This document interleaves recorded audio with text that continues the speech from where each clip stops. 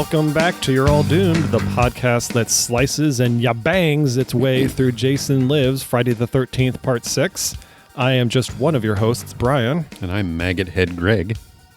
This chunk begins with Sheriff Garris giving instructions to Officer Thornton and Officer Pappas, and ends with what appears to be Jason covered in fire. After their little police convention, Garris goes over to the main cabin and pounds on the door. There's no answer, so he barges in to find the room absolutely covered in blood. It's an obscene amount of blood. Yeah, it's like Jason hacked off Paula's head and then twirled her headless body around on his shoulder, spraying the entire room. It's like, wee, wee. It's insane. Yeah, there's not an inch of the walls or windows that are not covered in blood. There's also a bowl of bloody popcorn still on the bed. So at least we know that this is Paula and Sissy's cabin, because we saw Paula eating popcorn a little bit earlier. No, I hadn't made that connection. Nice. That's a nice little touch. So this pretty much clearly indicates to the police that something serious is happening here. The shit is on. This kicks off a pretty great segment of the movie, where the cops are hunting Jason and vice versa. I wish it was a little more substantial. It goes by pretty quickly, as we'll see. But it'd be kind of fun to have a First Blood / Predator style Jason movie where he's being pursued by, well-armed and well-trained individuals, but at the same time is picking them off one by one. I could see a pretty cool Friday the 13th movie happening in those lines. Yeah, I made a note that this is really like the first time that Jason's ever had to deal with substantial reinforcements. There's maybe a couple of times where he's dealing with one or two people at the same time, but this is where it's like suddenly there's a team of people that are out searching for him and trying to track him down. And yeah, I agree. I think that would be a pretty cool movie. First up, we have random blonde cop. I guess you said his name is Officer Thornton. Mm-hmm. He's checking out the boat dock, and as he scans the woods with his flashlight... Very randomly, he's just pointing his flashlight everywhere, which again makes me wonder if he's the spotlight operator in the helicopter from the beginning of Part 5. He's just pointing his flashlight at places that no one would ever be hiding, or where he would never expect to see something, but he's just like, I'm just going to point this everywhere. And yet he manages to catch Jason in the light of his flashlight, who is already winding up to aim a throw dart at the blonde cop, and bang! Thornton gets one right in the forehead. It's pretty impressive, considering that I don't think Jason's ever used a throwing dart before. He hurled a hammer at Trish's head in Part 4, but he missed. So I love the fact that he's just now immediately adept at any weapon he finds. Yep. He's a master of all sorts of projectiles, and it was a pretty awesome shot. Thornton was played by Michael Nomad, who is also credited as the stunt coordinator. He also had a small part in an episode of Too Close for Comfort, but more importantly for us, he was Buck, the boat hand in April Fool's Day. Yeah, I was surprised to see that too. I remembered who he was after I saw the credit. He had a ton of stunt work up until the year 2000, and I'm guessing is no longer in the business. We get a pretty humorous cut that I've never noticed before from Thornton's death by throwing dart to a shot of the dartboard in the boys' cabin of the camp. I did not make that connection. That's pretty great. Sheriff Garris has arrived at that building to check and make sure that all the kids are safely asleep. He then goes over to the girls' cabin and sees there's one empty bunk, which we, of course, know is young Nancy. Based on what Sheriff Garris saw in Paula and Sissy's cabin, I'm surprised there's not more of a sense of urgency. He's obviously on the lookout trying to figure out what's going on, but why didn't he radio for more help? I know there's not a lot of help. He had to get those other two deputies from Carpenter or wherever they're from, but he's pretty calm based on what he just saw. Yeah, you're right. I hadn't thought of that, but you're absolutely right. And I don't know a lot about police procedures, but it seems to me that after having seen the bloody remains in the main cabin, instead of splitting the force up and looking for a perpetrator, they should instead consolidate their forces and make sure they have all of the remaining survivors safely in one place and guarded by someone.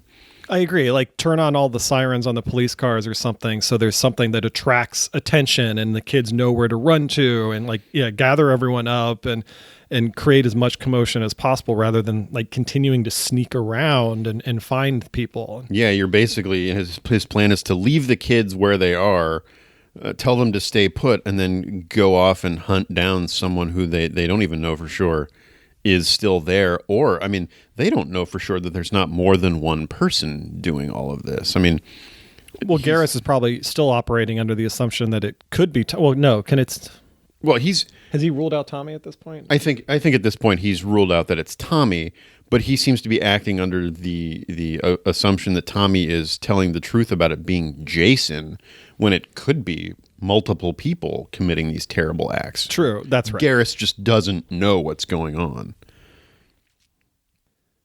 Elsewhere at the camp, Officer Pappas is investigating outside, and he hears a noise, but it's just that pesky little girl Nancy from before.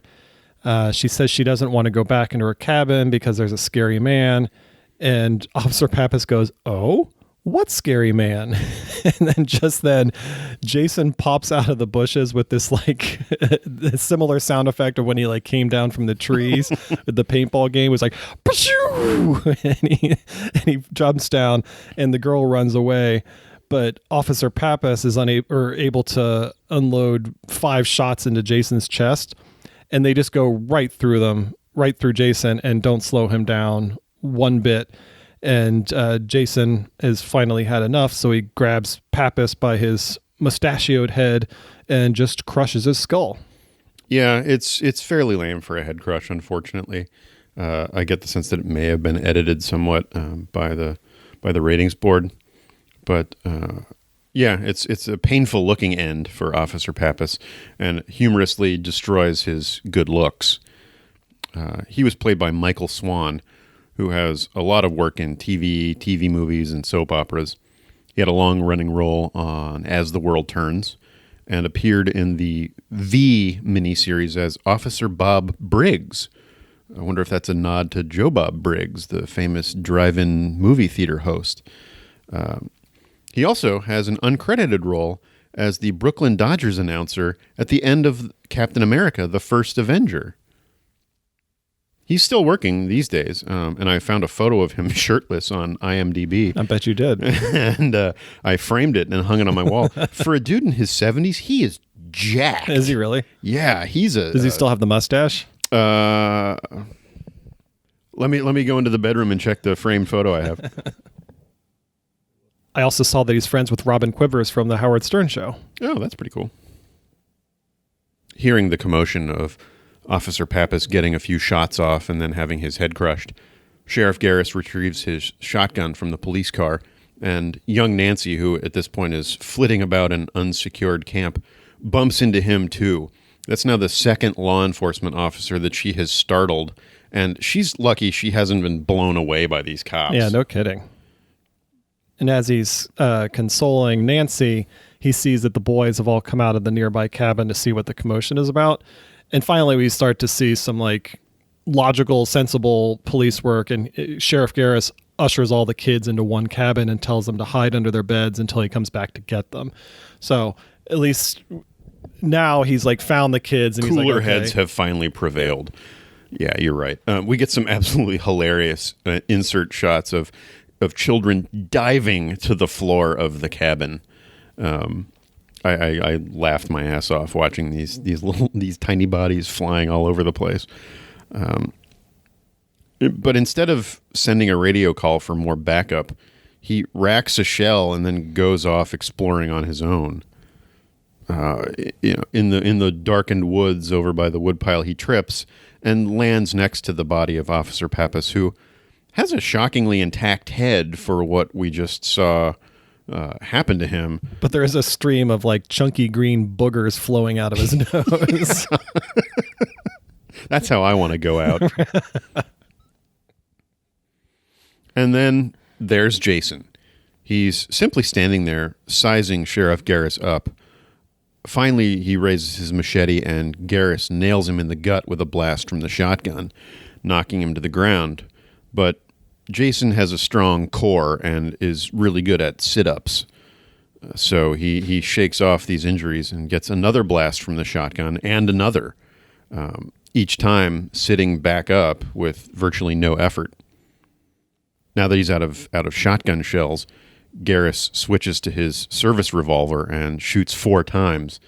The last one hits Jason just above the right eye hole, but even this has no lasting effect. And I have to imagine that the ammunition in the cop's revolver would have blown out the back of anyone else's head. Yeah, but Jason is unfazed. Is this movie the first time that Jason has been shot? I think you're right. I think this is the first time Jason has faced an opponent with firearms. I'm not 100% certain, and anyone listening can feel free to call us out on this. I'm just wondering because, again, we're kind of harping back to the fact that Jason's dead. He's undead, and this is just yet another thing that he is impervious to is gunshots. Or have we seen him shake off a gunshot before? And I don't think we have. I don't think we have. I think this is another example of them kind of raising the stakes because, like you mentioned, he's never faced an organized opposition like police officers or anything before, except for the one guy who chased him through the woods in part 2, and that guy never got his gun unholstered, let alone getting a shot off. Yeah, that's true. Yeah, so this might be the first time we're seeing him take fire, proving that he is even more indestructible. That's a good observation. I'm just trying to keep track of all the things that don't phase Jason anymore. Yeah, right. Because there were times where he'd get hit over the head with a shovel or something and it would knock him down for a minute or two. But now a knee in the balls sidelined him for 20 minutes. But yeah, nothing seems to be stopping him now. Seeing that his sidearm has had no effect, Garris hightails it away to lead Jason from the camp just as Megan's bitch and set of wheels peels into the parking lot. She sees the condition of the main cabin that has been repainted with Paula's blood, and then appropriately immediately checks on the children. So her camp counselor instincts have kicked in right away. The cabin appears to be empty. There's an open issue of Conan the Barbarian number 154 from Marvel Comics. It was published in January of 1984 on one of the beds. And then there's actually a hamster cage still on the table, despite the shot we saw a moment ago of one of the children taking it under their bed. So there's a little bit of a continuity error there, unless there are multiple hamsters in the cabin. And this one is an unpopular animal that did not... segregated to his... not deemed worthy of safety. Tommy runs down to the dock and he's carrying a sack with a bunch of stuff in it. We can't really see most of it, but we do see a pretty substantial chain in the sack. So he's up to something. But while he's down on the dock, he also sees Officer Thornton's body in the boat, so he immediately knows that something's going on. Yeah, and there's a moment that kind of made me chuckle. He's about to get on that boat when he sees the body and wisely chooses a different watercraft instead. One thing I noticed by this point of the movie is that nobody knows how to pronounce Megan's name properly.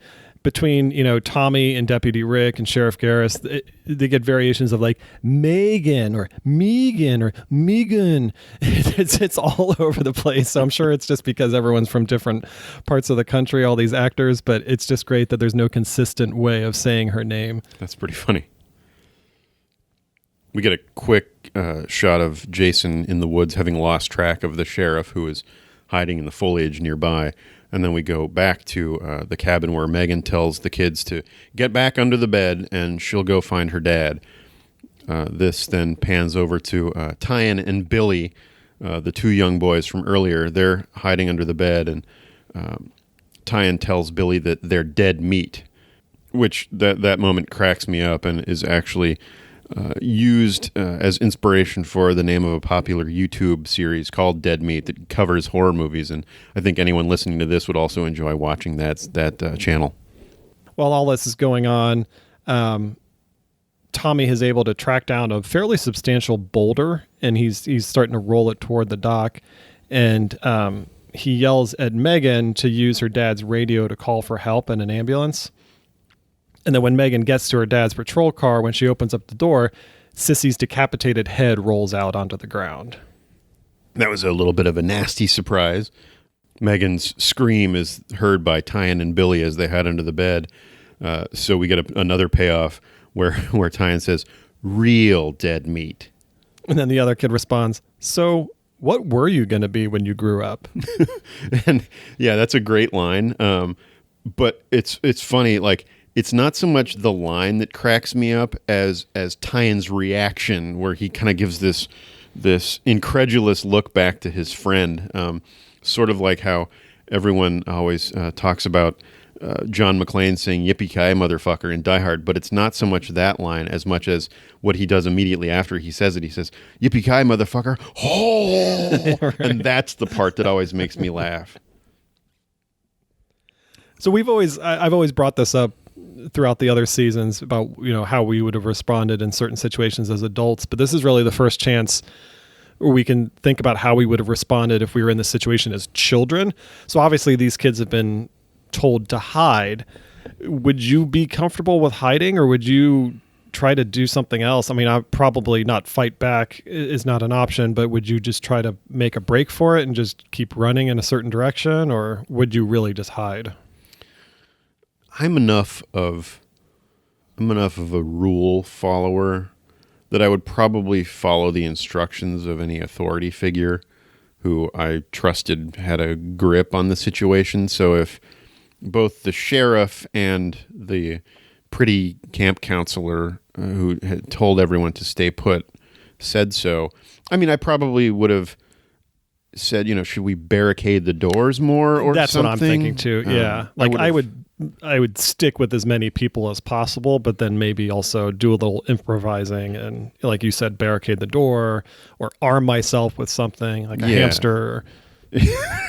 Yeah, I mean, I would feel the need to be a little more productive than just hiding under the bed in plain sight, frankly, because it's not like you're concealed in any way. But yeah, I don't know that I would run off on my own or anything like that. This is the last we see of Tyan and Billy. So Tyan was played by Tommy Noel, who appeared in Invasion USA and Get Him to the Greek. He's still around in the business, most recently appearing on the Netflix series Friends from College. Justin Noel played Billy. He has only a handful of acting credits, including Sleepaway Camp 2, Unhappy Campers. But he is a writer and writes a lot for TV, including the aforementioned Friends from College. They have the same last name, but I couldn't find any confirmation of what relation they are, if they're brothers or cousins, or even if it's just coincidental. Nothing I saw indicated that they are related, but I assume they must be. Back in the woods, Sheriff Garris hears Megan's screams from, he doesn't know this, but from seeing Sissy's decapitated head. But what's kind of cool is he can't respond because he's hiding from Jason, which is kind of a really shitty situation to be in. Like he's basically just hiding behind some shrubbery, trying to be quiet, and he hears Megan screaming and he wants to help but can't. So I just thought that was kind of cool. But Jason hears the screams too and decides to turn his attention away from Sheriff Garris and heads back toward the camp.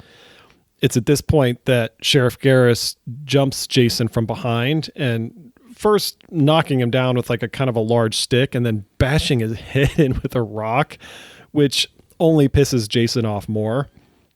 So as Sheriff Garris is on top of Jason, pounding his face with the rock, Jason just grabs him and bends him in half backwards, just snapping his back. Yeah, it's pretty awesome. There are some great sound effects, cracking vertebrae and stuff. And the visuals are really cool. It's very convincing that he's being folded in half at the waist in the wrong direction. It was apparently edited quite a bit, but frankly is effective enough as we see it. I kind of love this kill. It's great. It's really good. It's one of those things that just kind of like makes you cringe as you watch it. That's the end of Sheriff Garris. He was played by David Kagan. Has a lot of solid TV credits, some recurring roles on soap operas, and appeared on an episode of House. No credits since 2015. He may have retired. He was most importantly an acting coach and teacher. Alec Baldwin, Ted Danson, Robin Wright, Dale Midkiff, and in fact Jennifer Cook, who plays Megan, were students of his. I say he's retired. DavidKagan.com is now some sort of massage therapy website. The primary purpose of this site is to share their knowledge about massage. I get the sense that he may have lost the domain name to someone who has the same name as him and no longer needs it because he doesn't run his acting school anymore. Because I got no sense that it's the mustachioed sheriff from Friday the 13th Part 6 giving you instructions on how to rub people down. I was able to dig up a little information about the actual character of Sheriff Garris. And what led me down this rabbit hole is in one of the earlier scenes back in the sheriff's office, he has a bunch of framed medals hanging on the wall behind his desk and was able to figure out what these medals were. One of them was a Purple Heart, which you get if you are wounded or killed while in service. The other one was a National Defense Service Medal, which service members who served honorably during a designated time period receive. There was another medal for Republic of Vietnam Campaign Medal, which supports operations in Vietnam, so we know that he fought there. And then another Vietnam Service Medal, which is awarded to members of the U.S. military that meet certain requirements. So we know that he is a combat veteran of the United States Armed Forces, which would explain kind of his hard-ass attitude toward Tommy and toward Megan, and that he's just very kind of, militaristic and wanting to make sure that everything is done correctly and effectively. And a respectable career for a dedicated public servant, certainly. And I found myself really liking Sheriff Garris, even though he was supposed to be kind of the hard ass.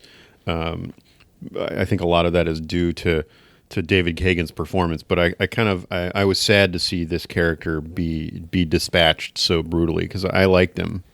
I liked him too. Yeah, he was the hard ass, but sometimes you get those like hard ass characters in movies that are just so preposterous you just can't wait for them to be taken care of. But this guy, he was like, he was all business, but he meant well, and his fear that Tommy was the one doing the killing was pretty logical. I mean, he had a fair reason to believe that was possible, and then he was protecting Megan by not wanting her to be around this potential killer. So all of his actions were justified, and that's why I didn't have too much of a problem with them. Where you have someone like Deputy Rick, and he's just absurd and obnoxious and isn't really adding a whole lot. Yeah. Sheriff Garris was not an incompetent boob by any stretch of the imagination.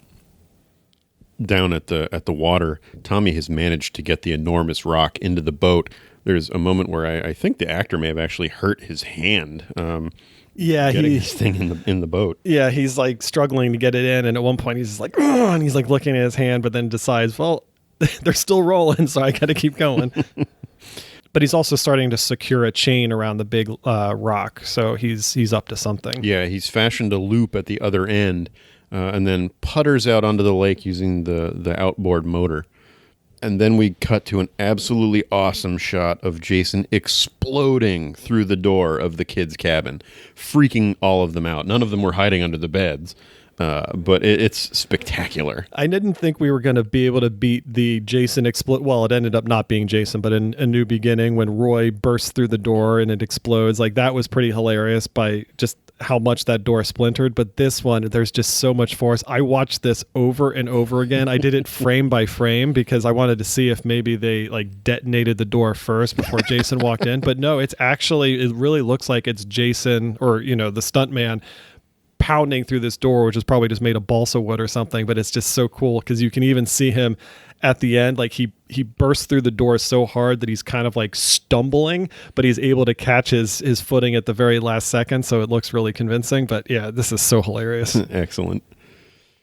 So before we get to what happens next, do you think Jason was actually thinking about killing the kids that he had cornered, or was he just using them as bait to lure the adults toward him? Because he burst into this camp and there's all those kids there. Now it's possible he didn't even know that that it was a bunch of kids in there. He could have thought maybe it was adults hiding in there. And then after he burst in, he was like, oh, I'm not going to do anything with these guys. But I just don't know what his next step was. Like, what did Tommy interrupt? I like that question. I like the idea that it was bait. That hadn't occurred to me. I sort of feel like, whatever moment of hesitation Jason was displaying earlier when he was in the cabin with young Nancy, he's now so having killed several police officers, he's now in, so rage fueled. He's basically in beast mode. And I have a feeling that he bursts through that door knowing he's going to find a cabin full of kids, and he's probably going to go to town.